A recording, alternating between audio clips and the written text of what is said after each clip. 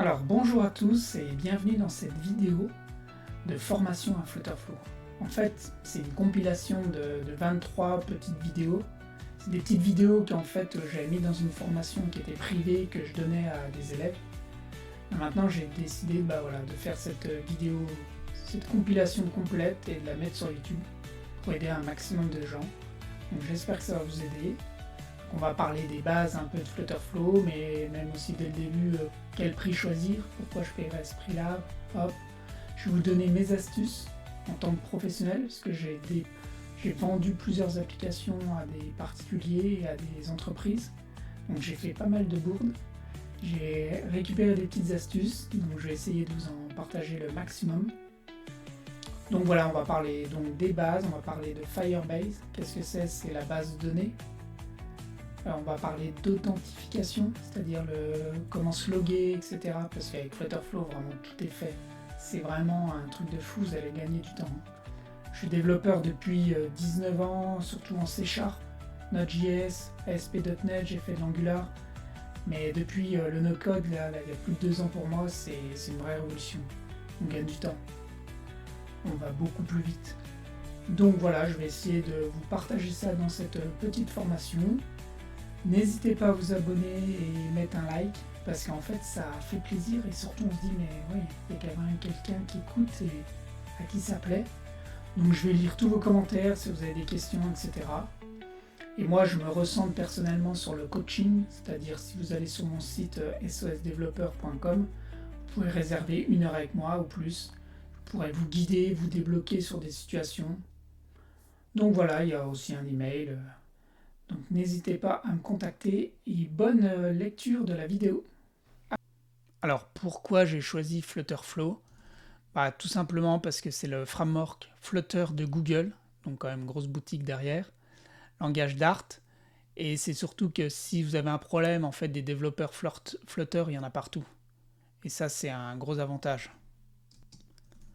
Alors ce que je recherchais, c'était gagner du temps avec du no-code. Là on peut plus s'en passer, on gagne vraiment beaucoup de temps, il n'y a rien à dire, ça c'est dur de le dire en tant que développeur.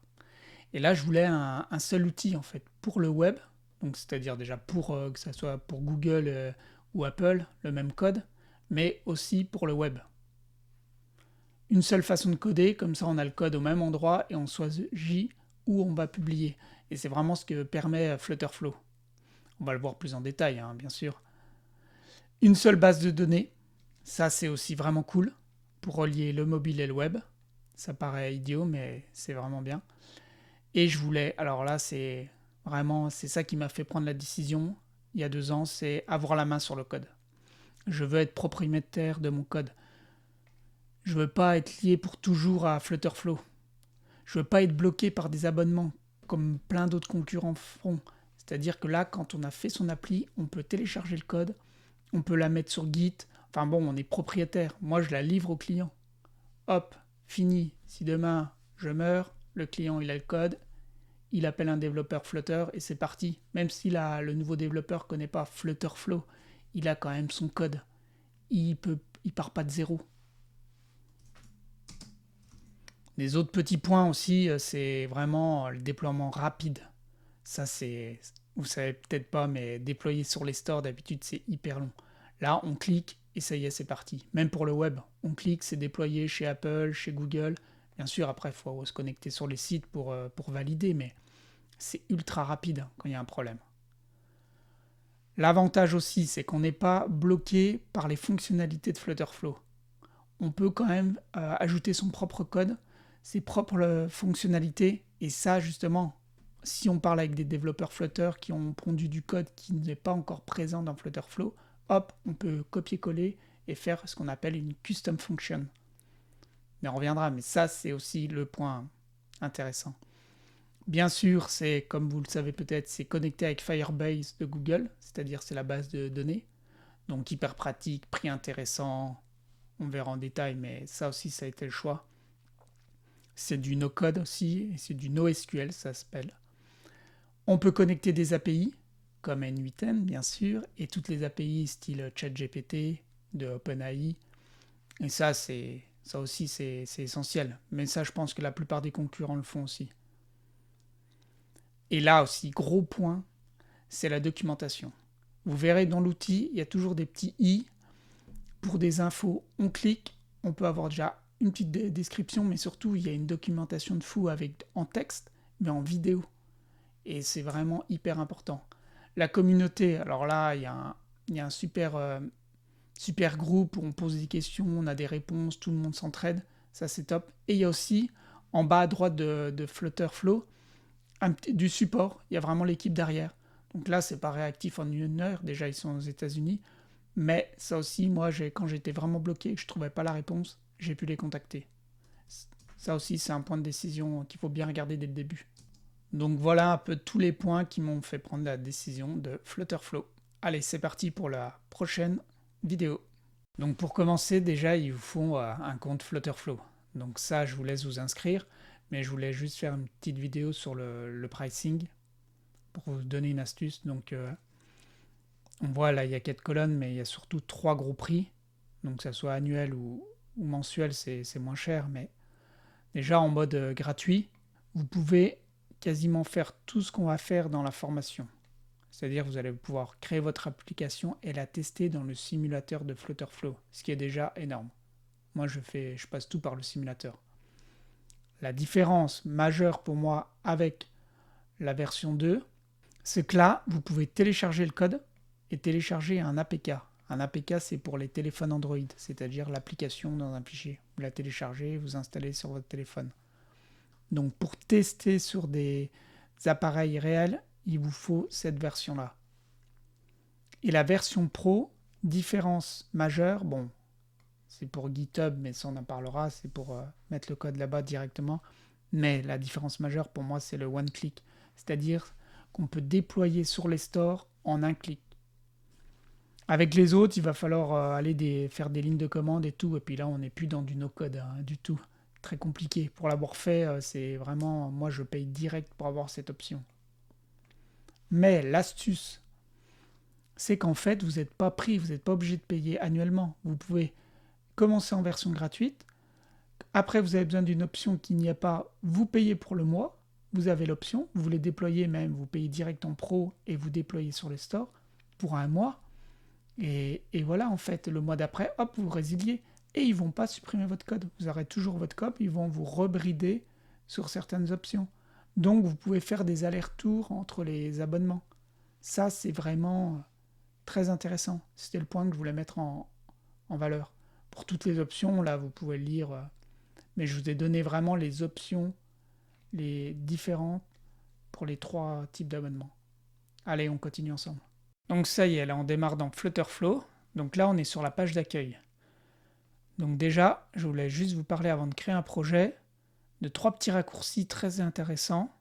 Ce sont la marketplace. Donc on ouvre, c'est des modèles qu'on peut récupérer soit gratuitement, soit en payant. Donc même si vous ne les récupérez pas, vous pouvez aller jeter un coup d'œil, ça donne vraiment des bonnes idées.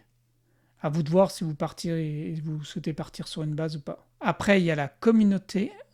La communauté, j'ai déjà ouvert là, c'est un forum. Donc là, c'est vraiment super. Dès qu'on pose une question, on a une réponse. Il y a quelqu'un qui répond. Il y a des membres de l'équipe Flutterflow qui répondent, même des développeurs très connus. Donc c'est super intéressant. C'est tout en anglais, par contre. Et il y a les ressources. Donc là, c'est toute la documentation.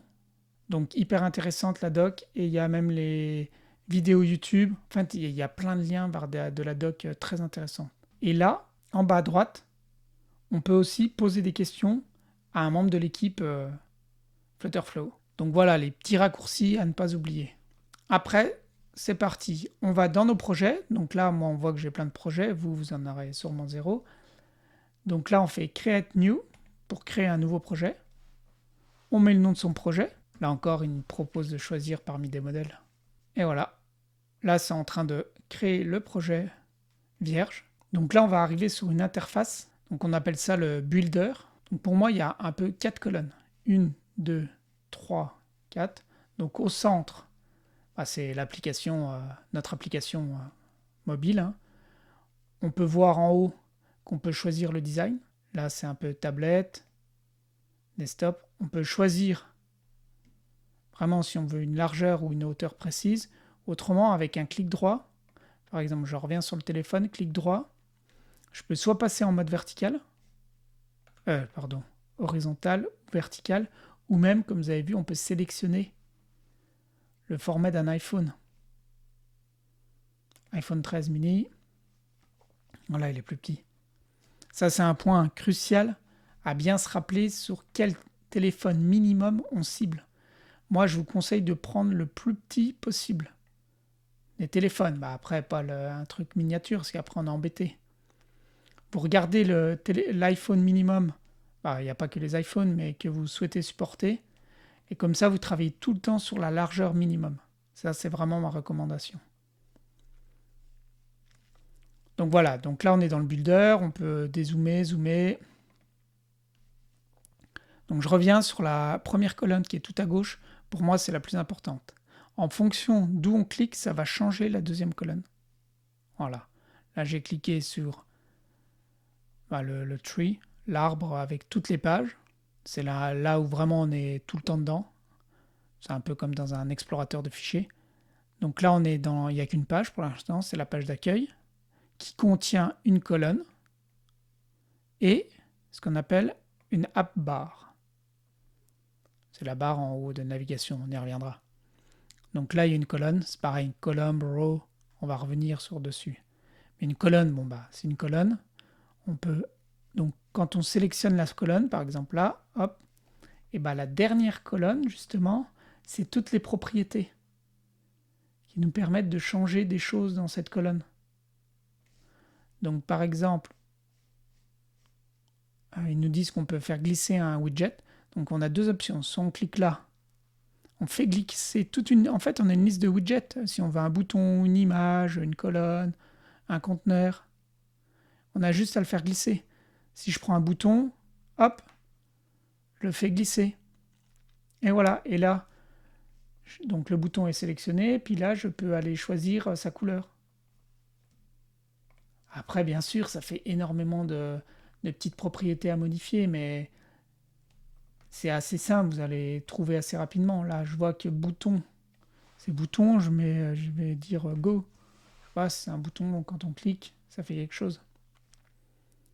Donc voilà pour une présentation un peu générale des widgets qu'on fait glisser. Après, on reviendra sur les widgets, à quoi ils servent. Mais voilà, faut pas du tout avoir peur de ça. Moi, je vais souvent dans cette page-là.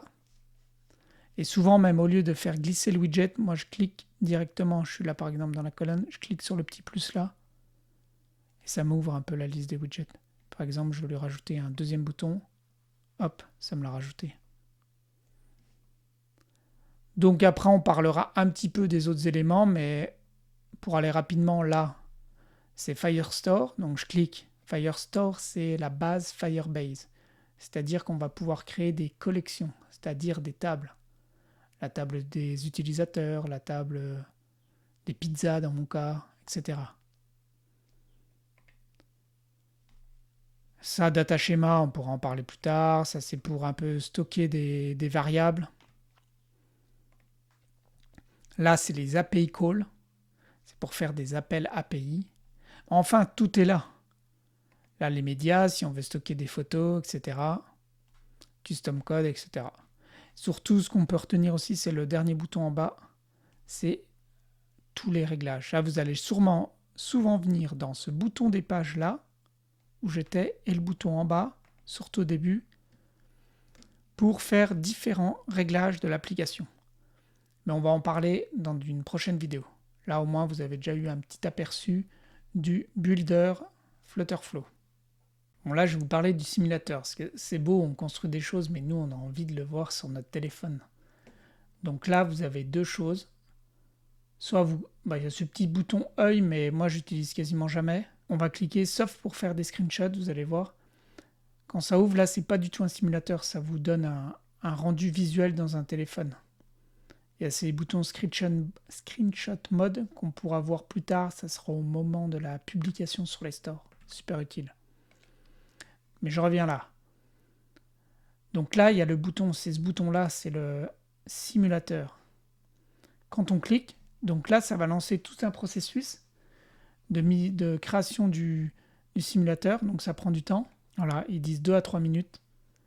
Mais dès qu'il va être lancé, ça va être lancé à peu près pour 30 minutes. Et à chaque fois qu'on modifiera, on aura juste à rafraîchir l'autre onglet. Ça rafraîchira dans le simulateur. Donc voilà, là j'avais mis pause et j'ai redémarré. Donc là on arrive, voilà, on a notre simulateur. Donc là il y a une petite fenêtre de debug. On n'a pas besoin pour l'instant. Donc on voit nos boutons. Bon, nos boutons font rien. Mais comme je disais, si vous changez la couleur,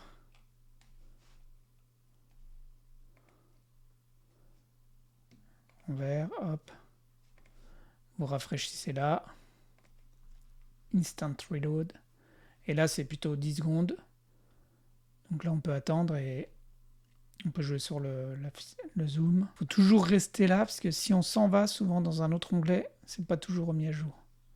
Donc voilà, le bouton est à jour. Mais c'est hyper pratique hein, quand on veut tester des choses.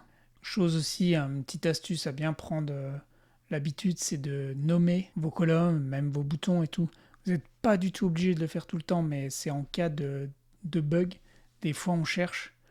Et s'il y a le nommage, si on a donné notre nom, on va retrouver plus rapidement le bug. Donc, comment ça se passe? Voilà, la colonne est bien sélectionnée. Donc, c'est ici qu'il y a le détail. Et voilà, là, on va dire colonne, on peut l'appeler main column pour la colonne principale. Et voilà. C'est juste un hommage, hein. Là on va dire que c'est le bouton 1, mais c'est important de prendre cette petite habitude. C'est pas grand chose, mais vous pouvez pas tout nommer, mais même pour vous, quand vous allez en avoir plein, c'est assez pratique. C'est juste de l'organisation. Donc on va parler des widgets, c'est quand même important d'avoir une connaissance des widgets. Donc je clique là sur les widgets. Regardez si je réduis. En fait, il n'y en a pas beaucoup de catégories, mais je vais surtout parler des layouts éléments. C'est les widgets de layout. Donc les deux favoris, c'est row et column. Donc la colonne, bon, ça veut dire que les éléments vont se mettre en colonne. Et la row, ça veut dire que les éléments ils vont se mettre sur une ligne, comme on voit dans le petit dessin. Ça, c'est très important de bien comprendre ça. Tout va être un jeu de colonnes. Regardez, là, si on reprend la page d'accueil, d'entrée, il faut qu'il y ait un élément par rang qui va contenir les autres choses. On n'est pas obligé d'en mettre un, mais si on n'en met qu'un, si on n'en met pas, si je vais supprimer cette colonne, je vais pouvoir mettre, on va même supprimer la barre. Donc j'ai la page d'accueil, je vais pouvoir mettre un bouton, mais quand je vais lui proposer de mettre un deuxième, il va me dire, bah voilà, je remplace l'enfant ou je te wrap, donc je te mets ça dans une colonne, une row ou une stack. C'est vraiment les trois gros à retenir. Donc colonne et row, vous avez compris, et stack, j'ai mis longtemps à bien comprendre ce que ça veut dire, mais en fait le dessin parle de lui-même, c'est des choses superposées. Donc on va même le prendre exprès. Voilà. Donc là, en fait, les deux boutons, ils sont superposés.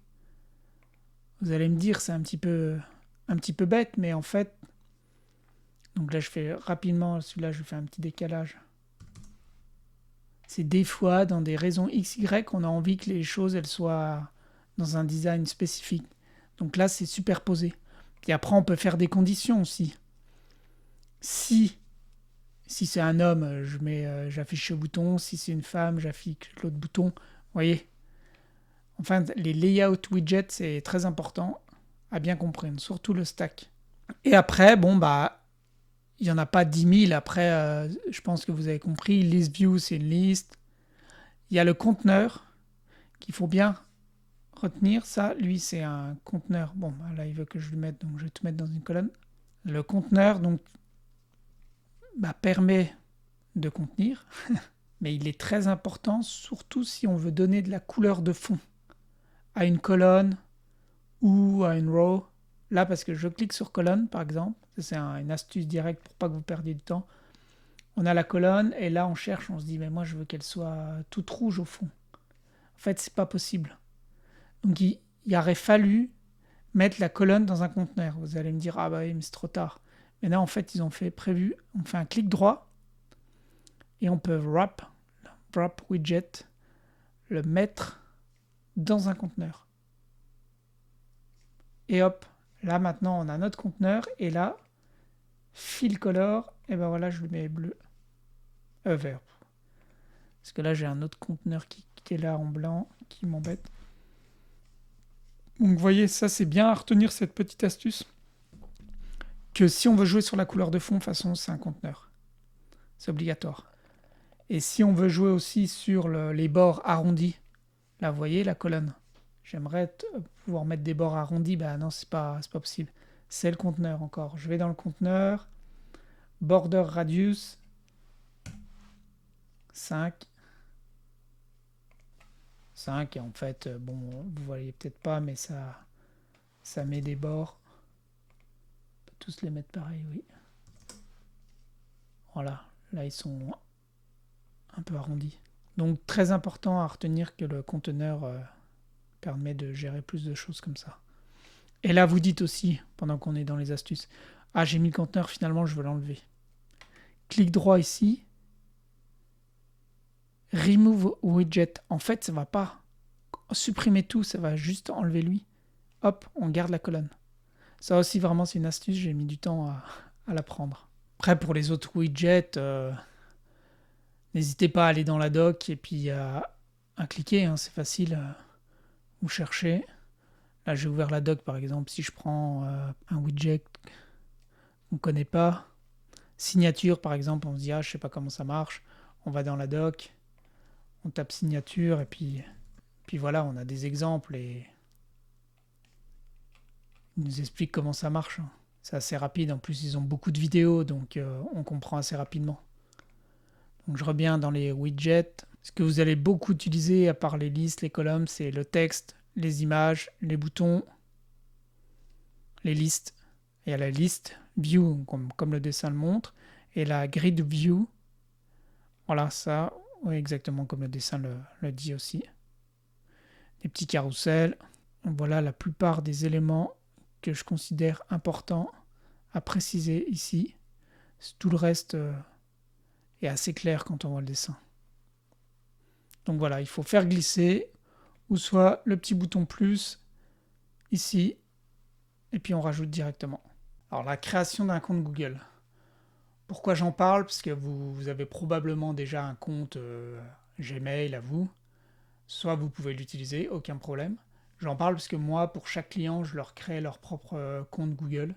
Comme ça, je suis libre, j'ai les accès, j'ai le mot de passe. Et quand à la livraison, je leur donne tout. Parce qu'autrement, il faut quand même demander au client, pouvez-vous me donner le mot de passe? Voilà, bon, c'est pas pratique, ils n'ont jamais trop envie de faire ça. Pourquoi on en a besoin? Parce que le compte Google, c'est quand même... Google, c'est Firebase, donc la base de données. On va parler de tout ça, mais dès le début, c'est mieux d'avoir son compte. Firebase, les Cloud Functions, il y a plein de choses où on aura besoin d'avoir un compte Google. Regardez, je vais vous le montrer vraiment rapidement. Firebase, je vais me connecter là. Bon voilà, il y a le sign in with Google. Là, on n'a pas le choix. On ne peut même pas taper de mot de passe. Donc, avoir son propre compte. Vous allez me dire, j'en ai déjà un, mais je vous montre une petite astuce qui peut vous arriver. Créer un compte, moi. Et là, en fait, tout de suite, ça me dit, vous avez déjà atteint la limite. En fait, il faut savoir qu'avec Google, on peut en avoir 50 de comptes. Mais on ne peut pas être connecté à 10 en même temps. Ça veut dire quoi? Si je reviens dans mon exemple ici, faut que je sélectionne ça, autrement il n'est pas content. Là, je vais cliquer sur Sign In. Et là, il va me proposer tous les comptes que j'ai. Mais on peut en avoir que 10. Du coup, je ne peux pas en rajouter. Même si je fais utiliser un autre, il ne va pas vouloir me l'ajouter. Et ça, c'est un problème. Donc, une astuce, comment je fais? Parce que moi, j'aimerais qu'il me le propose. C'est que je crée un nouveau profil. Donc, j'en ai plusieurs. Moi, j'en crée un par client de façon, maintenant. Je fais le nouveau profil, se connecter. Là, je dis créer un compte. Et là, ça y est, vous mettez ce que vous voulez. Pizza mobile, par exemple. Là, vous rentrez votre date de naissance, choisissez le mot de passe, etc. Mais du coup, vous avez un nouveau profil. Et là, vous pouvez mettre encore une dizaine de comptes. Et ça, c'est vraiment top. Ça résout le problème de la limite maximale. Voilà, maintenant on est à peu près, on va pouvoir créer notre application dans Flutterflow. Alors, une petite vidéo sur les réglages des couleurs, des fontes et des thèmes. Important à savoir, parce que si vous travaillez, vous avez probablement déjà un logo, peut-être vous travaillez pour un client qui a un logo, donc en fait, il faut respecter le code couleur dans toute l'application. Donc c'est important de bien définir son code couleur, la police que le client souhaite utiliser. De quoi je parle? Par exemple ici, on a un bouton, hop, donc là il y a la couleur de fond. Donc quand on clique, il y a déjà une liste de couleurs qui sont enregistrées. Mais vous pouvez déjà modifier ces couleurs-là ou en créer de nouvelles.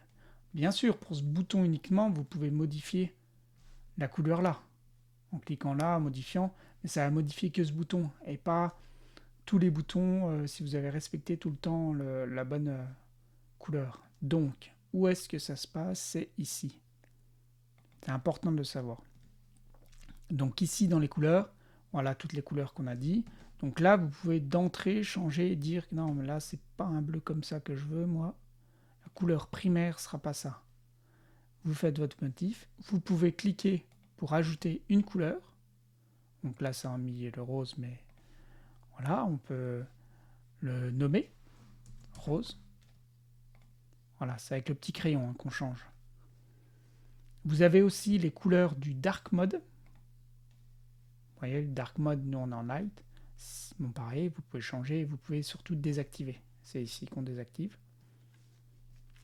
Donc important de savoir qu'on peut rajouter des couleurs et surtout, c'est là par exemple, c'est une petite option, on peut extraire les couleurs d'une image. Par exemple, je parlais de logo, j'en prends un à moi. Voilà, là ça va extraire, vous voyez, ce sort de rouge, l'orange, le vert. Il va les extraire, il va me les rajouter en custom color. Donc ça, je trouve ça assez puissant, ça fait gagner du temps. Donc il y a ce bouton important à se rappeler, et là c'est un explorateur. Donc c'est-à-dire, vous sélectionnez une page, donc là on n'en a qu'une, parce que vous avez envie de vous rendre compte si, c'est un si je mettais en fait plutôt du rose à la place du bleu ou du bleu. Vous voyez, ça a changé derrière. Donc là il n'y a qu'un bouton, mais il y en aurait plein. Hop, vous donnez une idée, vous pouvez sauvegarder et ça change. C'est une idée, et surtout on peut aussi explorer des thèmes. Donc des thèmes, un thème c'est un ensemble de fontes et de couleurs. Donc là il y a, parce que et déjà par défaut dans Flutterflow il y a des thèmes. Il y a le purple tones. Si je me dis ah bah celui-là est-ce qu'il serait bien, hop ça vous donne tout de suite un aperçu, est-ce que c'est bien, est-ce que je change ou pas, et vous pouvez sauvegarder et ça change. Donc voilà des petites astuces qui sont là.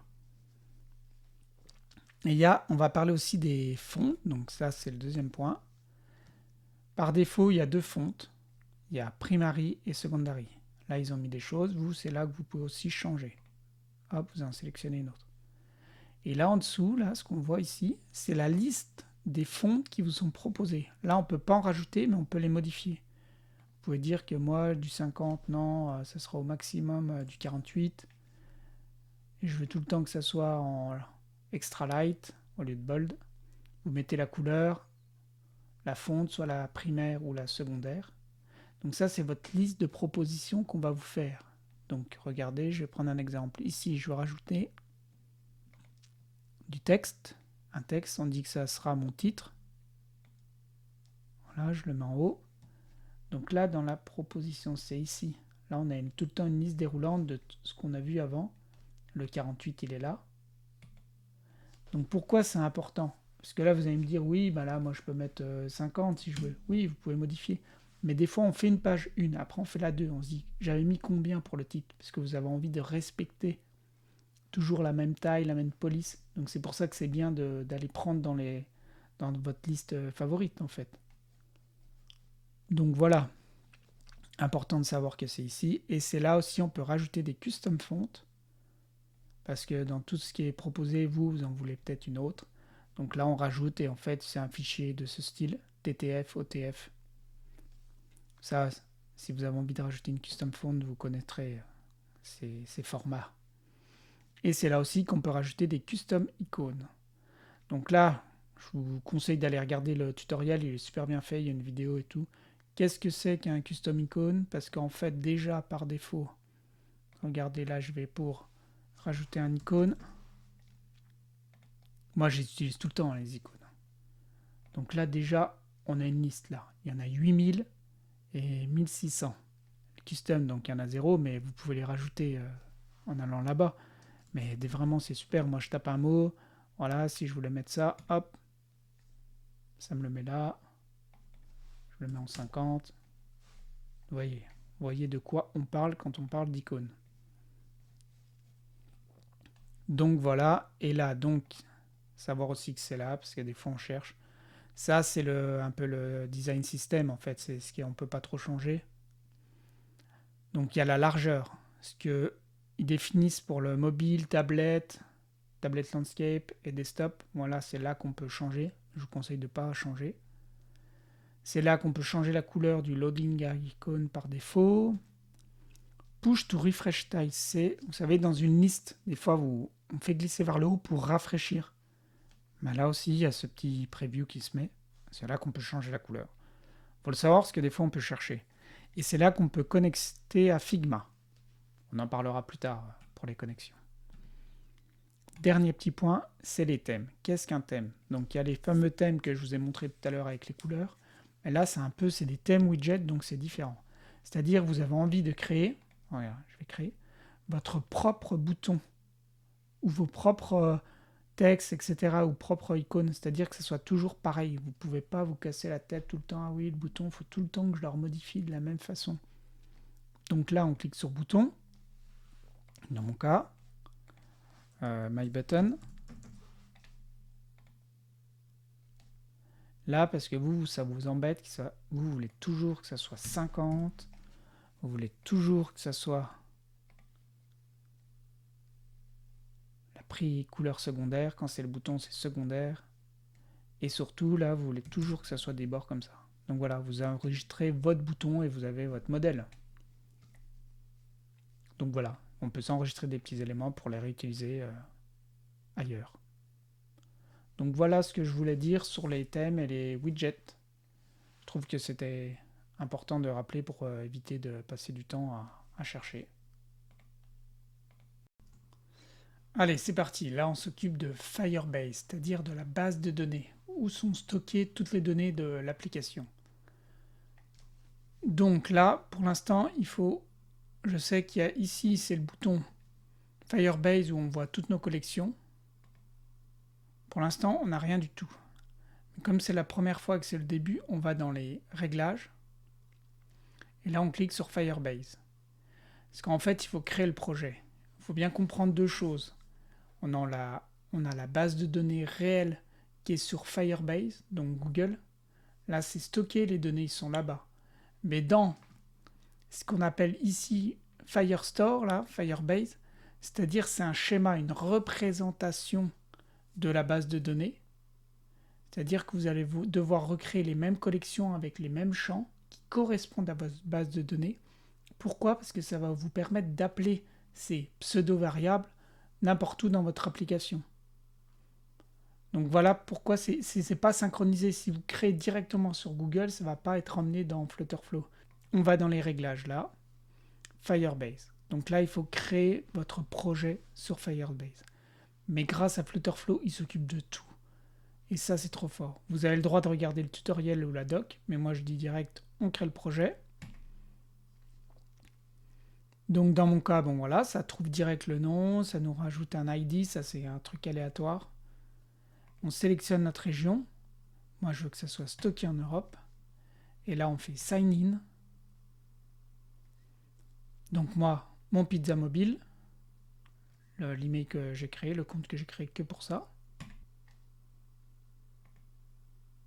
Donc là, c'est en train de tout créer.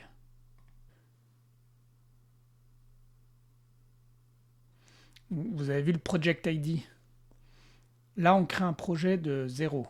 C'est notre première application. Mais imaginez, après, vous dites « Ah, j'aimerais faire une application web pour cette appli mobile. » Donc, c'est-à-dire, je veux partager la même base de données. Donc là, on ne va pas en recréer quand on va développer ce nouveau projet. C'est-à-dire qu'on ira récupérer le Project ID et on le passera là et on se connectera. C'est-à-dire que notre projet 2, par exemple la web application, sera connecté à notre base de données.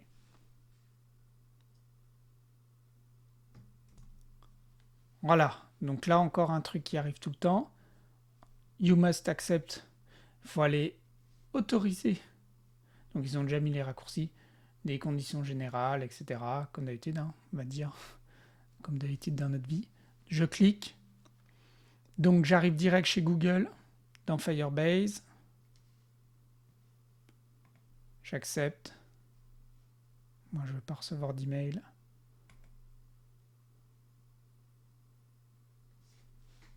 Donc pour ça, déjà, c'est fait. Et il me parlait d'un deuxième. Maintenant, je clique sur Firebase TOS.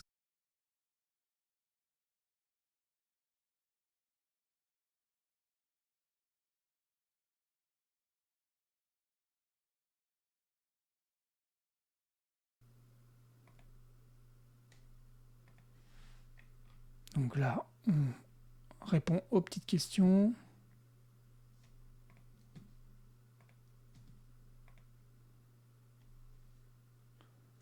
Et là, voilà, il va vraiment créer le projet.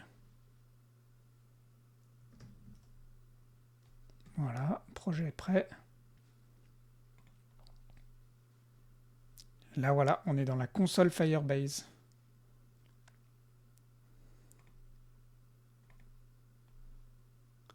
Avec notre base de données.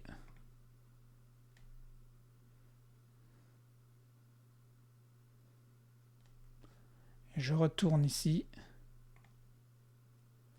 Je rafraîchis encore une fois. Et voilà, donc là, le projet est vraiment créé. Vous voyez, on a bien le project ID. Donc pour la Firebase, la base de données, c'est bon. Si je retourne là, j'avais laissé ouvert. Voilà, là déjà. Afficher tous les projets. Voilà, il a bien mon projet. Donc pour la création du projet dans Firebase, c'est bon. On va passer une prochaine vidéo pour les collections. Alors voilà, on a créé notre projet. Maintenant, on va créer les collections dont on a besoin. Donc dans le cas de la pizza mobile, moi j'ai besoin d'une collection, c'est-à-dire une table qui va contenir par exemple mes pizzas, toutes les caractéristiques de mes pizzas. Donc, je crée une collection que je vais appeler pizza, avec un S. On peut mettre une description si on le souhaite, c'est pour nous. Donc là, je viens de créer une collection de pizzas. Mais quels sont les champs? Donc soit on prend un template, comme des produits, mais ça nous crée tous les champs par défaut, mais moi je commence de zéro. Donc le nom de la pizza, le nom, donc c'est string, c'est du texte. Moi j'aime bien rajouter les champs de created date par exemple, et on peut mettre en français, hein. Bah oui, on va mettre date de création.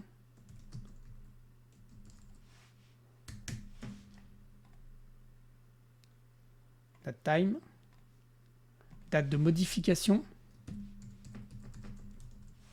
Ça, vous n'êtes pas du tout obligé, mais c'est pour moi, c'est de l'expérience en fait.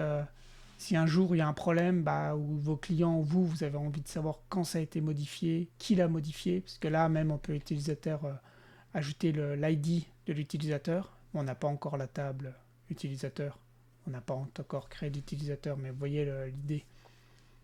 Et moi je rajoute archive boolean true false, c'est-à-dire est-ce que oui c'est archivé ou pas. Si c'est une pizza qu'on a fait dans le passé, je trouve que c'est bien de le mettre pareil. Tout ça c'est pas obligatoire. Donc voilà, là on a la collection pizza avec tous les champs, mais il n'y a aucune pizza. Donc soit on va créer une fonctionnalité dans l'application qui permet de créer les pizzas, ou soit là on dit que c'est que pour les utilisateurs qui vont regarder les pizzas. Donc là on peut peut-être commencer par créer par défaut quelques pizzas. Donc soit on va dans Google, ou soit ici Flutterfly a rajouté une petite interface, on clique, et voilà, là on arrive dans l'interface de pizza, donc il y a nos documents. Un document c'est un élément de la collection, donc je fais add document. Donc on va dire Royal, on doit remplir tous les champs pour un document. Donc pizza royale, date de création, je viens de le créer tout de suite là. Modification, je n'ai pas modifié, elle n'est pas archivée. Hop, voilà, je viens d'avoir un élément, je vais en créer une autre, on va dire que c'est une pizza merguez. Hop, hop, pareil. Donc voilà, on vient de créer deux éléments, deux documents dans notre collection pizza. Donc on peut vérifier, si je vais donc ici, je retourne là dans Firebase. Parce que je ne me rappelle pas toujours du lien vers la console Firebase. Là on clique, on a le raccourci, ça ouvre, console Firebase. Et là, Firebase.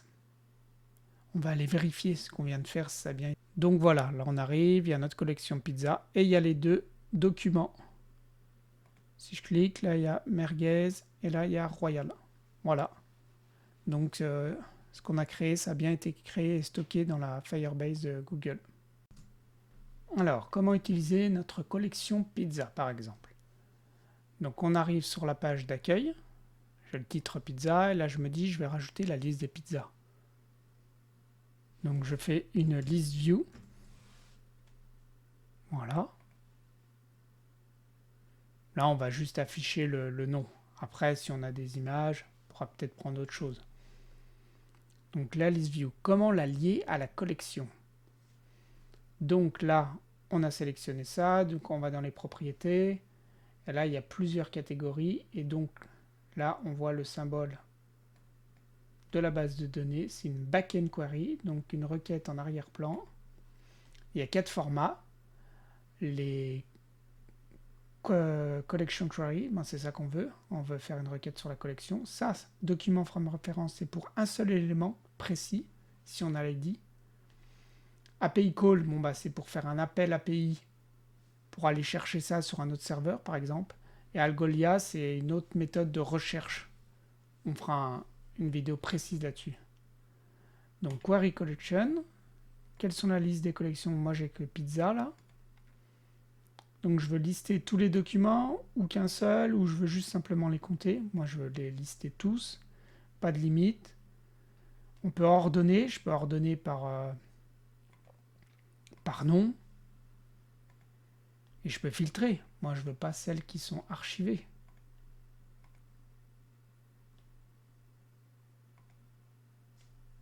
Donc ça me dit, attention, en gros, le premier élément qui sera en dessous dans la list view, c'est ça qui va se répéter à chaque fois. Donc là, en dessous de la list view, j'ai rien. Donc, je peux mettre par exemple un texte. Voilà. Donc je ne vais pas répéter autant de fois. Je ne vais pas répéter Hello World à chaque fois qu'il y a une pizza. Non, moi je veux mettre le nom de la pizza. Je clique là. Donc le pizza document, quand il va arriver, c'est un for each. Donc là, je vais mettre le nom. Donc ça va mettre le nom. Je peux le mettre un peu en plus gros si on veut. Hop.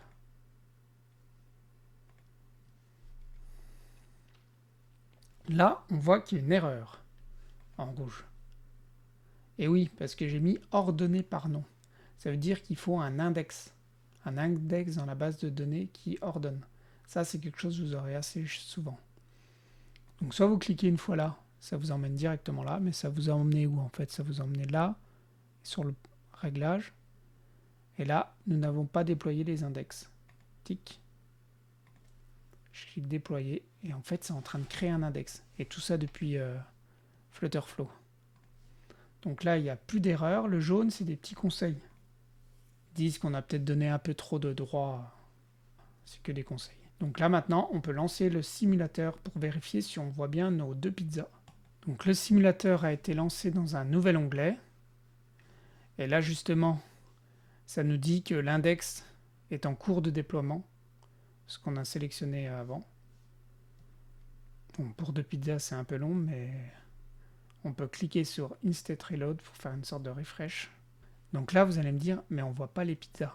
Et oui, si vous vous rappelez, moi j'ai mis un filtre.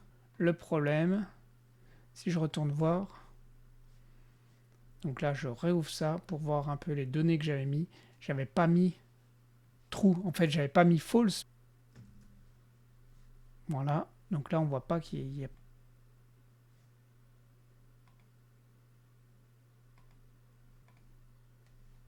Voilà, false. Voilà, vous voyez, c'est un petit peu des petits bugs. Je pense que si je fais ça, ça met... Ah, si ça met false, voilà. Faut cocher et décocher. Ça, c'est une petite astuce. Donc, je retourne là, il m'a toujours pas trouvé mes pizzas. Et voilà, merguez et royal, dans l'ordre alphabétique.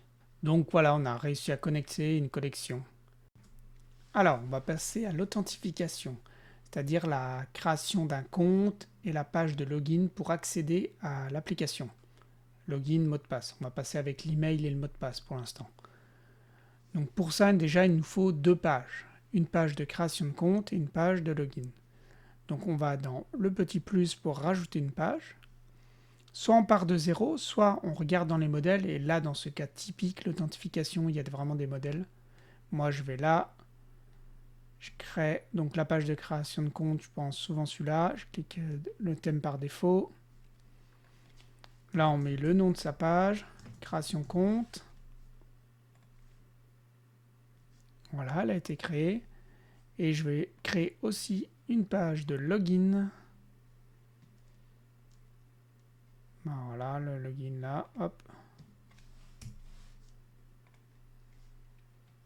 Donc j'ai les 2 pages. Vous savez que vous pouvez créer des petits dossiers là pour un peu ranger, par exemple, haute. Et je mets ces 2 pages, je les fais glisser dedans. Elles sont dans ce dossier là. Si je ferme, voilà, elles sont là. C'est pas obligatoire hein, ça. Donc là, création de compte. Bien sûr, ça vous pouvez tout adapter hein, et modifier. Hein. Supprimer, etc. Hein. Si j'aime pas cette phrase là, je la supprime carrément. Bon, ça, vous avez compris. On reste là. Donc là, on a déjà l'email, le mot de passe. Et en fait, grâce à ce modèle, ils ont déjà fait même les liens derrière. Le bouton, qu'est-ce qui se passe? C'est une action. Donc là, dans les actions, bah, ils ont déjà mis sur le on tap, donc c'est sur le clic. Ça crée, ils ont déjà mis l'action de créer le compte. C'est tout fait, ça c'est bien, c'est avec Firebase et Flutterflow. C'est une authentification de type email, pas Google et Apple. Parce que vous savez, on peut faire sign in with Google, sign in with Apple. Là, c'est l'email, mot de passe. Donc on dit qui est l'email, qui est le mot de passe. Vous voyez, là, c'est marqué email d'adresse, password, password confirme, password personne. Donc là, quand on va, l'utilisateur va cliquer, ça va créer le compte et ça va naviguer automatiquement sur la page qu'on va dire page d'accueil. Mais pour ça, il faut lui définir ça, parce qu'on regarde aussi en même temps les erreurs, là en rouge. Il nous dit, vous n'avez pas activé l'authentification. Donc c'est là justement, on va dans les détails, authentification, il faut faire enable. Et c'est là justement qu'il faut mettre les 2 pages. La page, quand on n'est pas logué, donc nous quand on n'est pas logué, je veux qu'on aille sur la création de compte. Et quand on est logué, je veux qu'on aille sur la page homepage. Voilà. Déjà, on n'a plus d'erreur, donc ça veut dire que la page login, bah, le sign in, qu'est-ce qu'il fait derrière dans les actions? Il fait un login. Ça aussi, tout est déjà réglé. Et il navigue automatiquement. Donc là, je vais rafraîchir pour voir. Je voulais vous montrer pendant que ça charge. Si on va dans Google Firebase console, je vous rappelle pour ceux qui ont oublié comment on y va, il faut aller dans Firebase et là Open Firebase console et ça ouvre le lien si on l'a oublié. Là on va dans Authentication. Soit c'est là c'est des petits raccourcis parce que je les ai déjà ouverts, mais autrement vous pouvez aller là. Donc on arrive et on voit les utilisateurs qui ont un compte. Ça c'est le compte par défaut qui a été créé, c'est obligatoire. Donc voilà, là on retourne ici. Donc on a la page création de compte. Je voulais vous montrer quelque chose juste avant. Les méthodes de connexion. Donc là on a choisi email mot de passe. Cette fonctionnalité permet aux utilisateurs de s'inscrire avec leur email mot de passe. Notre SDK propose la validation de l'adresse email en cliquant sur un lien. En gros, on reçoit un lien, on doit cliquer dessus. Donc il faut recevoir le lien et cliquer dessus pour que ce soit valide. Mais le problème, c'est que là, il ne vérifie pas là. Parce que là, je peux m'inscrire avec test.fr.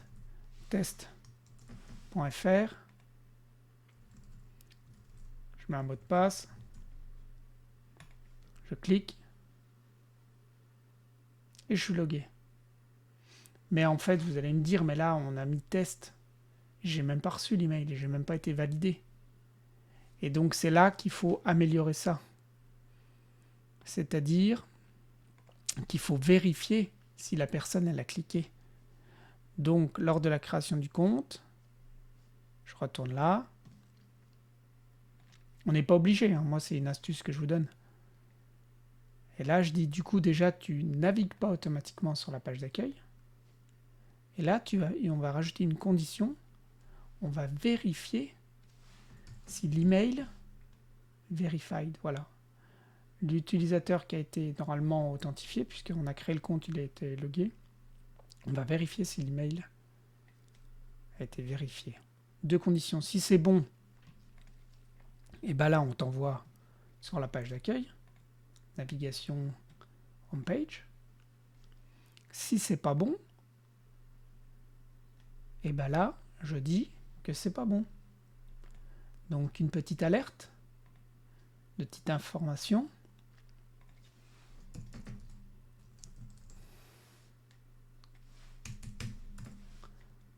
Voilà. Vous n'avez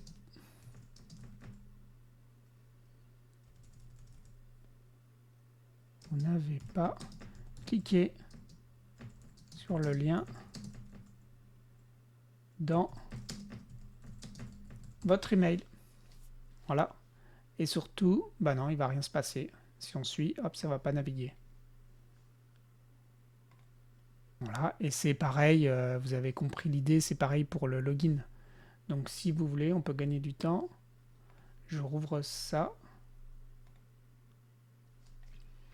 Et je copie l'action condition action. Je copie ça. Je vais dans le login parce qu'il pourrait être malin. Il dit, bon, moi j'ai déjà créé mon compte, je vais là, je me log. Et ça va m'emmener directement là-bas. Donc là, pareil, on navigue pas automatiquement. Et je copie. C'est quand même ultra rapide. Bien sûr, il faut changer tous les mots. Hein. Le problème là, c'est que j'ai déjà été logué avec ce compte. Donc là, là, on va rafraîchir, mais je vais déjà être logué. Donc l'astuce, on va voir dans les utilisateurs. Donc je suis bien là. Regardez. Vous voyez, je suis bien logué. Je vais dans les utilisateurs et là, on peut le supprimer. Supprimer le compte. Je rafraîchis. Donc j'ai rafraîchi. Là, bien sûr, je suis plus logué. Donc je reprends mon petit email que je n'ai pas. Voilà, ça me l'a bien créé. Si on va voir là, je rafraîchis. Il est bien créé. Par contre, j'ai pas vérifié, j'ai pas cliqué sur le lien. Donc je peux pas passer. Donc voilà, nous avons fait une authentification simple. Allez, on continue dans les prochaines vidéos. Alors, je voulais faire une petite vidéo sur ce qu'ils appellent version control, c'est-à-dire les sauvegardes en fait. Donc, si vous allez ici, version control, en fait, nous avons la branche main. Qu'est-ce que c'est qu'une branche? En fait, c'est les branches, il faut les voir un peu comme un dossier de sauvegarde. Vous avez la branche main, donc vous avez que celle-là, de façon de toute manière, là au début, on n'a que la branche main, donc la branche principale, c'est-à-dire le dossier principal main. Et là-dedans, on peut faire des sauvegardes régulières. On appelle ça des commits. Donc là, si je clique sur branche historique, donc dans l'historique, donc il y a la création, et là j'ai mis ajoute pizza. Parce que j'ai fait un commit tout à l'heure pour dire que j'avais envie de faire une sauvegarde parce que j'avais ajouté les pizzas. D'accord? Là par exemple, on a créé tout à l'heure les logins et tout ça. Donc là, je peux faire un deuxième commit. Voilà, donc en fait, ça c'est quand on a envie de faire une sauvegarde, on dit voilà, ça marche bien, j'ai envie de sauvegarder. Create commit.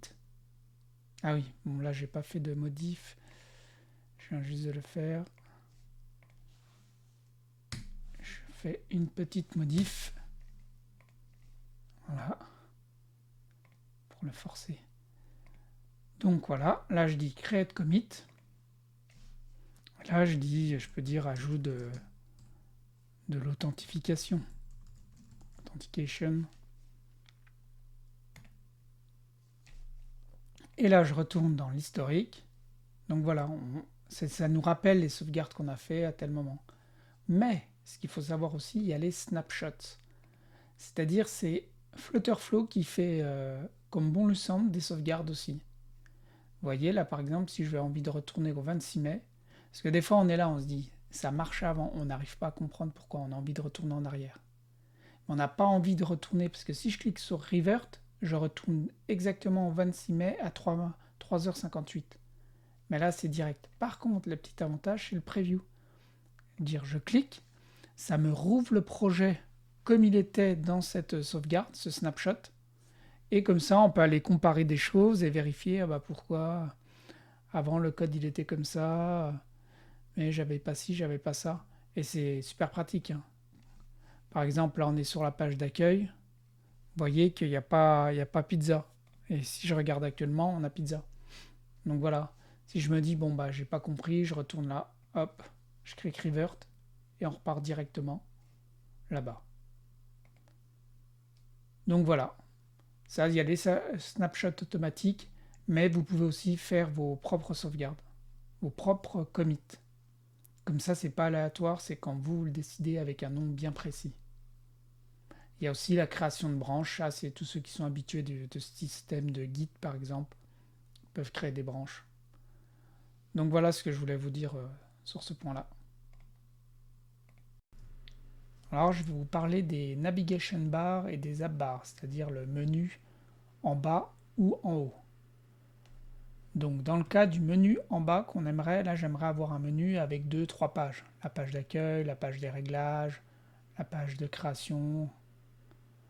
Donc déjà, il faut cliquer là tout le temps, ça faut bien le savoir, c'est pas évident.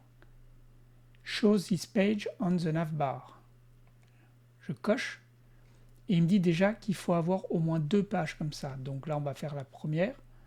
Moi je vais l'appeler accueil. J'ai l'icône de la maison, ça me va. On peut mettre un icône différent si c'est actif ou pas, sélectionné ou pas. Et donc là, je vais créer une deuxième page rapidement. Settings. Ah, il y a des modèles là de settings. On va dire, je vais prendre ça.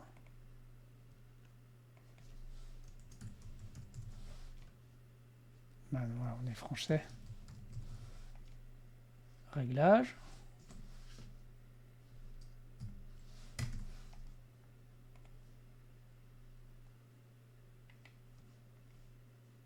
Voilà. Donc là, j'ai la page réglage. Donc là, c'est pareil. Si je veux la montrer dans la navbar, je coche. Ben, celle-là, je ne vais pas l'appeler home.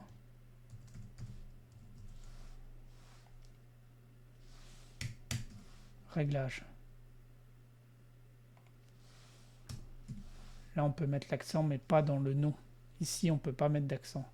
Mais là, dans le label final, on peut. Là, on choisit son icône. Par exemple, c'est ça un peu pour les réglages. Donc voilà, là, on a 2 icônes. Deux pages dans la menu navigation. Mais on peut revenir là dans les réglages, menu navbar, show navbar, donc elle s'est mise automatiquement. Et voyez là aussi, on peut déjà organiser différemment, juste en faisant glisser. Si je veux les réglages au début, mais c'est pas logique, mais vous voyez. Et on peut choisir, il y a des styles.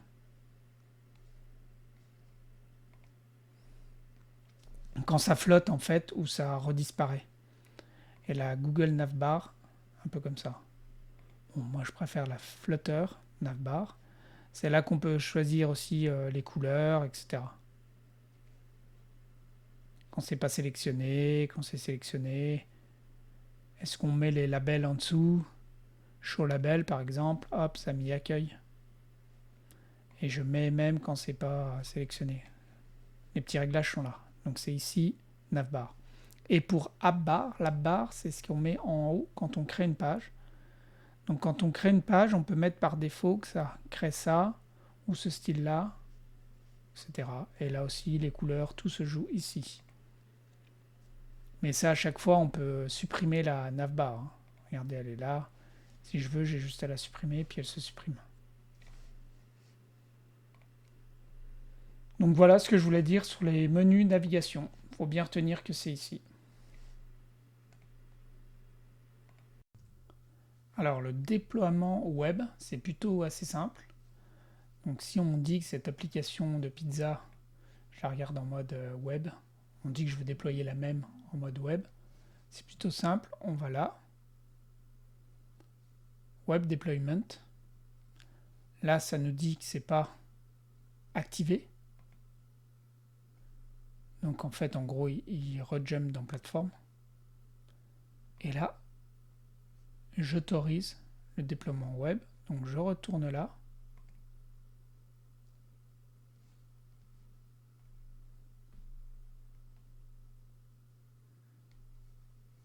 Et voilà, maintenant je peux faire publish. Et quelle va être l'URL de notre site? Pizza, mobile, voilà. Là, on peut changer.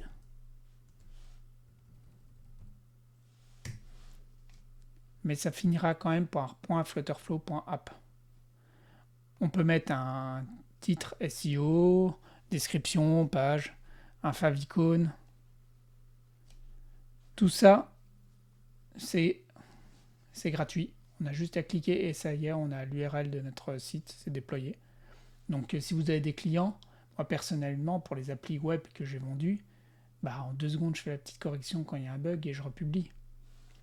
Après, vous pouvez avoir votre propre domaine. On pourra en parler dans une prochaine vidéo. Il faut savoir qu'avec chaque abonnement, on a un domaine gratuit.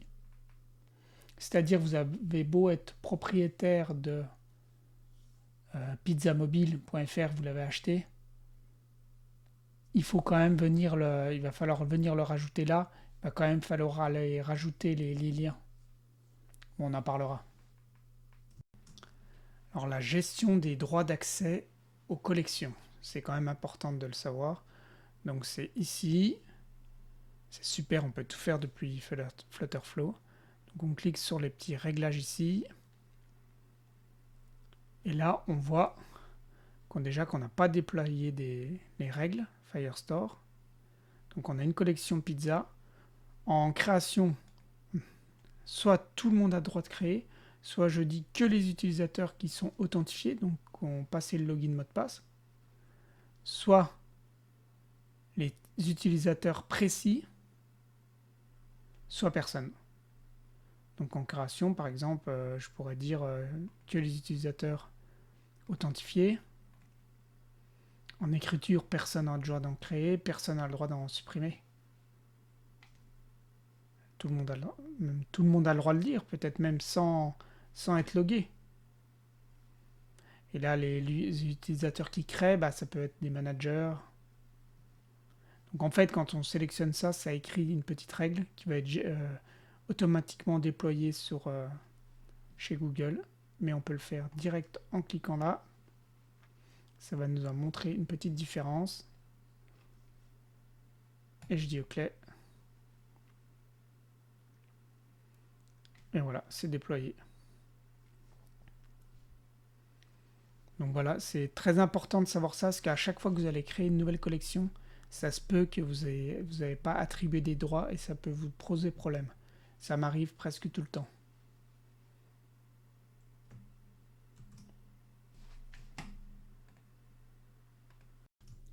Je vous parlais de l'astuce un peu des templates. Vous allez dire, on va pas toujours copier, c'est pas comme on veut. Par exemple, dans les réglages, là, j'ai pris celui-là, mais c'est peut-être pas comme je veux, etc. Donc je vais vous donner une astuce que moi j'utilise. Par exemple, là, vous allez dire, c'est vraiment moche, là, même la liste. Alors moi, des fois, je vais regarder là, je fais comme si je voulais rajouter une page. Je vais dans les listes, là par exemple, on parle de listes, et je rebarre un peu ce que j'aime bien. Par exemple, pour les pizzas, bah là, tiens, pizza, ça pourrait être la photo de la pizza. Je vais rajouter ça, n'importe quel nom là, parce qu'en fait, je veux pas la utiliser. Je la rajoute dans mon projet, voilà, elle est rajoutée là, et là, je regarde un petit peu en fait. Je dis, ah, ce petit bout là, c'est pas mal fait en fait, leur truc. Regardez, en fait, pour chaque menu item, on va appeler ça menu item. Ils ont même pas mis de base. Donc là, je peux me dire, je regarde un peu plus précisément comment c'est fait. Ah, c'est fait comme ça.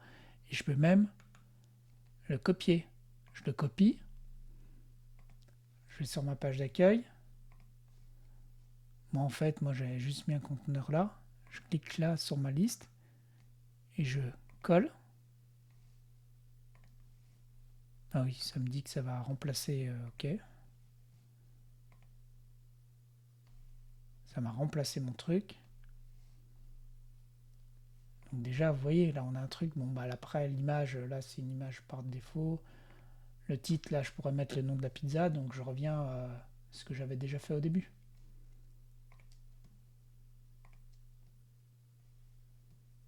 Voilà, j'ai le nom de la pizza et tout. Là, il n'y a même plus d'erreur. Et on a été copié un petit bout d'un template. Et on a quelque chose quand même déjà plus joli en quelques secondes. Donc voilà la petite astuce que je voulais vous partager. Alors, on va parler du custom code. Alors, qu'est-ce que ça veut dire? En fait, c'est du code personnalité que l'on souhaite rajouter dans Flutterflow. C'est par exemple s'il n'y a pas des fonctionnalités qu'on l'on souhaite, qu'on a trouvé sur Internet ou qu'on a développé nous-mêmes ou avec ChatGPT, c'est ici qu'il faut venir. Donc en fait, là on voit qu'il y a 5 catégories, mais il y a surtout 3 types de custom code pour moi. Il y a les fonctions, les widgets, les actions. Le custom code file ici, c'est assez récent, ils viennent de le rajouter. C'est pour rajouter si on veut créer des classes. Pour les codeurs, ils savent ce que ça veut dire, c'est des classes et des types de fichiers. Pas besoin de s'attarder là-dessus. Et configuration file, en fait, c'est les fichiers natifs d'un téléphone. Par exemple, surtout le main.dart, c'est le fichier prioritaire ouvert dans une application, qu'on ouvre en premier. Là aussi, pour moi, il n'y a pas besoin d'en parler. Faudra, quand vous allez toucher ici, c'est que vous savez ce que vous devez faire. Normalement, vous n'en avez pas besoin. Moi, j'en ai pas eu besoin. Ces 2 derniers points, j'ai jamais touché. Donc là, maintenant, je vais vous parler des différences entre les 3. Donc il y a le custom function. Donc en fait, ça se crée une petite fonction, un petit peu comme on a fait avec ChatGPT, par exemple celle-là, c'est une fonction d'art pour mettre la première lettre d'un mot.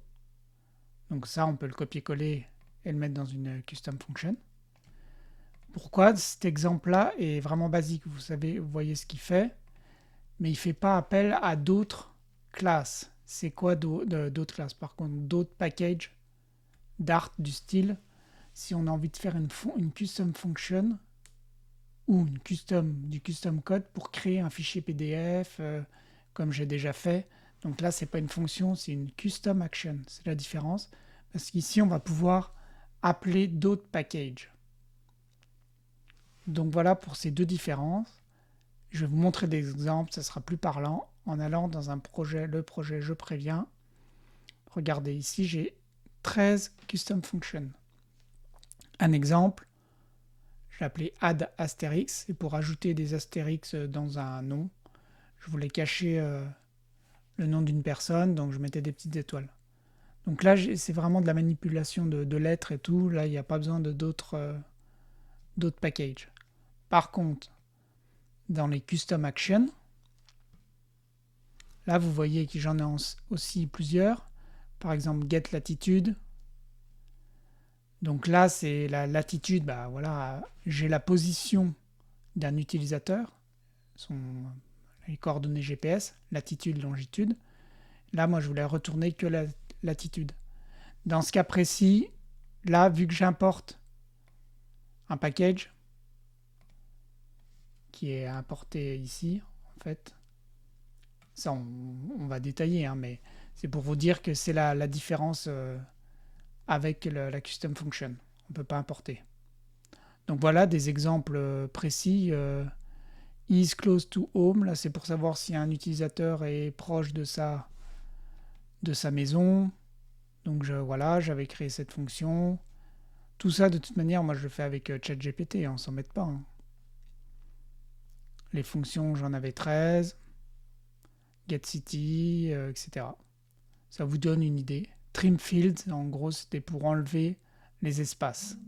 Trim, c'est une fonction assez courante pour enlever les espaces. Donc voilà pour ces 2 points. Et le custom widget. Donc c'est pour se créer un widget personnalité. Un widget, c'est quoi? Bah, vous savez, list view, texte, les boutons. Moi, dans mon cas précis où je l'ai utilisé, par exemple, c'est pour me créer ma propre Google Maps. Parce qu'en fait, j'avais pas toutes les propriétés que je voulais. J'avais trouvé quelque chose sur Internet qui permettait de réaliser des super Google Maps. Je vais vous en montrer dans une autre vidéo. Mais c'est ici qu'on crée ce custom widget. Donc voilà pour la partie du custom code. Et maintenant, on va voir en détail chaque partie.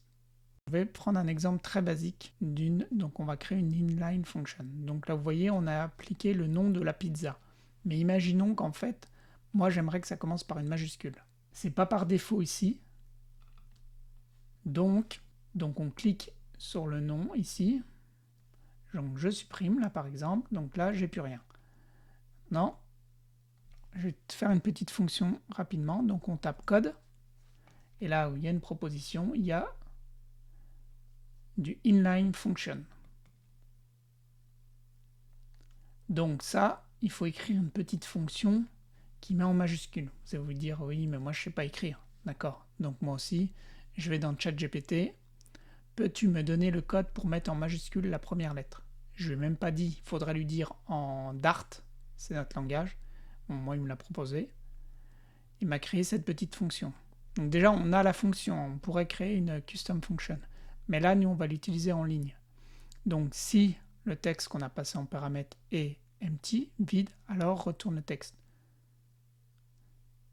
Et autrement, retourne le texte, donc la première lettre, crochet 0, en majuscule, uppercase, et il me retourne la suite. Donc en fait, on prend tout ça. J'ai pas besoin si c'est vide, je sais que ce sera pas vide. Donc on arrive ici, on met ça. Donc déjà, première astuce, parce que même si je clique, regardez, ça va pas marcher. Parce qu'il ne veut pas que ça termine par un semi-colon, c'est-à-dire un point-virgule. De plus, il ne faut pas mettre le return, c'est compris par défaut ici. Donc par contre, il nous faut le texte, ce fameux paramètre. Donc ça s'appelle un argument. On fait ajouter un argument qu'on va, moi que j'ai appelé texte, de type string. Et qu'est-ce qu'on va lui passer? On va lui passer notre fameux nom de pizza. Donc pizza, non.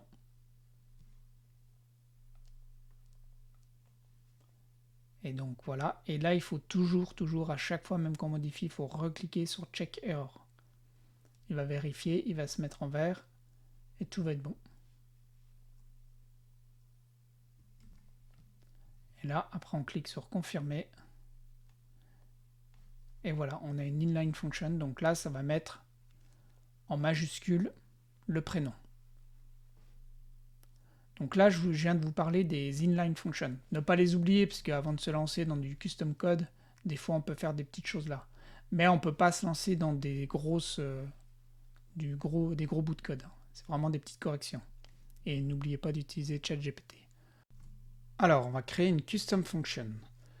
Donc là, on arrive ici, on fait function Voilà. Donc là, c'est recommandé déjà de définir le nom et tous les arguments. Autrement, à chaque fois, ça efface ce qu'on a écrit. Donc je vais reprendre une fonction que j'ai fait par ChatGPT, là, la capitalize. Donc je vais prendre le nom, je vais la laisser pareil. Je remplace le nom, hop, on voit que tout de suite ça remplace là. Return value, c'est ce que ça va retourner. Moi je veux que ça retourne une string mais pas nulle. Donc déjà je décoche. Et l'argument, dans ChatGPT, lui il avait appelé texte, on va dire c'est texte, ok. C'est une string qui n'est pas nullable, elle ne peut pas être nulle. Donc voilà, déjà on est prêt là. Et bien là du coup je vais prendre que l'intérieur. Je copie. Et je le mets là où il me le demande. Voilà. Et je fais sauvegarder ma fonction.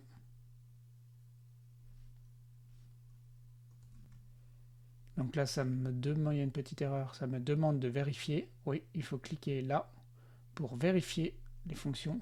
Ça arrive régulièrement, il faut souvent revérifier la fonction. Voilà, là c'est vert, tout est OK. Je peux sauvegarder. Non, c'est bon, on n'avait rien changé. Ah oui, petite coquille qui s'est mise là. Voilà, là on est bien vert.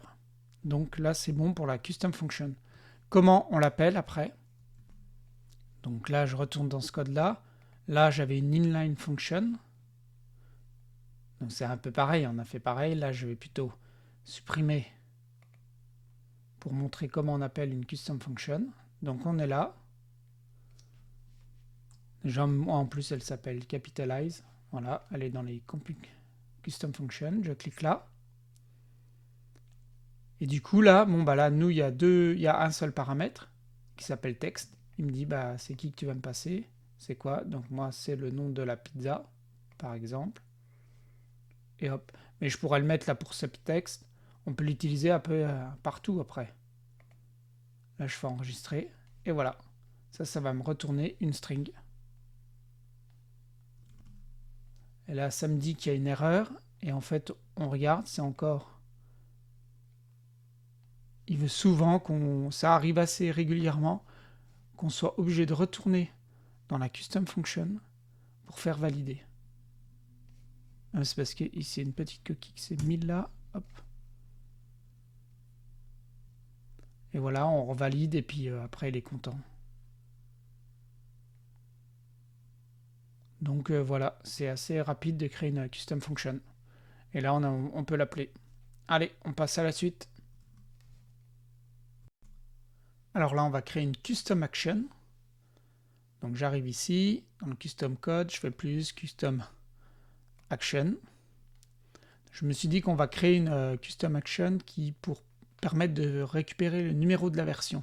Par exemple 1.0.1 pour afficher tout en bas de mon application tout le temps le numéro de la version actuelle qu'ils ont. Et ça c'est automatique. Donc ça serait bien que ça se mette à jour tout seul en fonction des builds, des versions. Donc là je vais là. Je vais même demander à ChatGPT. En Dart, peux-tu me faire une custom action pour récupérer le numéro de la version? Il me donne ça. Donc là, on a la fonction et on voit qu'il y a le package. Il faut un package info plus. D'où la raison que ça va créer une custom action et pas une custom function.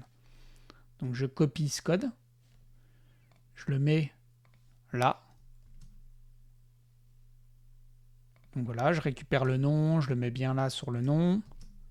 On vérifie toujours return value. Là, je vois que c'est une string. Donc, parce que ça va être du texte, hein, du style 1.00. Hop. Donc on met bien ça. Il n'y a pas d'argument. Voilà. Et il y a des dépendances. Les dépendances, c'est le fameux package. Il faut que l'action, elle sache aller télécharger les dépendances. Je fais add, je clique. Donc là, il y a deux possibilités. Soit on fait any, c'est-à-dire va me chercher n'importe quelle version du package. Sinon, on lui précise précisément le numéro de la version. Comment savoir? Par exemple, on copie ça, on cherche sur Internet, on arrive sur cette page. Et là, par exemple, on voit que c'est la 8.3. Donc, je vous montre dans un autre projet comment ça se passe. Là, dans ce projet, j'avais mis any, mais autrement, on met le petit chapeau là et le numéro de la version précise. Ça, c'est un autre exemple. Nous, on a besoin que ça, je mets any, on s'embête pas. Et surtout, ne pas oublier de cliquer pour rafraîchir le code pour bien que ça prenne en compte l'ajout de la dépendance. Donc là, on sauvegarde. Et là, on est bon. Donc après, on a envie d'aller l'utiliser. Donc j'arrive là, je vais rajouter rapidement un petit texte en bas pour afficher le numéro de la version, juste pour l'exemple. Voilà, par exemple, juste là. Mais là, on ne peut pas faire comme les inline versions ou les custom functions. Là, si je cherche custom, j'ai que fonction. J'ai pas la custom action. Parce qu'il y a l'histoire du package. Donc, je me dis que au chargement de la page, je vais aller récupérer la version. Donc, je vais là, chargement. Donc, j'ai bien cliqué sur la page. On page load. Regardez, je vais même ouvrir là. Donc, on page load. Là, je dis d'appeler la custom action. Elle est là. Donc là, je lui dis, bah déjà, va me chercher, va appeler cette fonction là, c'est custom action, ouais. Et je vais l'appeler version courante. En fait, il faut toujours donner un nom à la variable qui va ressortir. Voilà, elle est là. Donc là, déjà, au chargement, ça va aller récupérer, et ça va stocker ça dans une variable version courante. Et moi ici, et ben là, je vais lui dire d'afficher version courante, tout simplement. Voilà. Là, il le trouve, c'est un action output. C'est l'output, c'est le résultat d'une action. Et voilà, et ça va me l'afficher. Ah, il faut lui mettre une valeur par défaut. Voilà, là on vient de créer une custom action et on l'a mis en pratique. Allez, on continue. Alors, on va créer une page pour modifier le profil de l'utilisateur, c'est-à-dire modifier son nom et aussi modifier l'image, c'est-à-dire ajouter une image qu'il pourrait prendre avec son appareil photo. Donc déjà, premièrement, on va créer une nouvelle page pour modifier le profil. Donc là, je vais partir d'un modèle. Je sais jamais, qu'est-ce qu'il y a? Il y a ça qui me ressemble un peu, je vais enlever quelques champs. Modif profile. Voilà, donc je vais enlever la ville, tout ce qui ne m'intéresse pas. Voilà, là on a le nom. Ici, je vais plutôt afficher l'email de la personne. Parce que ça, c'est quelque chose que je ne veux pas qu'il modifie. On ne peut pas, de toute manière, c'est la référence dans les utilisateurs. Voilà. Le nom. Donc la valeur initiale, initial value. Dans le text field, c'est ça qu'on peut régler par défaut. Donc là, dans mon cas précis, j'ai pas forcément de nom. Lors de la création du compte, je vais demander que son email et son mot de passe. D'accord? Mais j'anticipe au cas où si je veux rajouter plus tard la connexion avec Google ou avec Apple. Donc là, il y a toujours le nom. On appelle même ça le display name. Si on va dans la collection utilisateur, il y a le display name. C'est eux qui l'ont rajouté. De toute façon, s'il n'est pas créé, ils le rajoutent. C'est le nom qu'il faut avoir, le champ. Donc il y est. Donc dans ma page modif profile, je vais me dire que dans la valeur initiale, si, donc il faut faire un si else, donc conditional value, si authenticated user display name is set is not empty, ça m'a mis ça par défaut. Donc si c'est set et que c'est pas vide avec que des espaces, alors je vais l'afficher.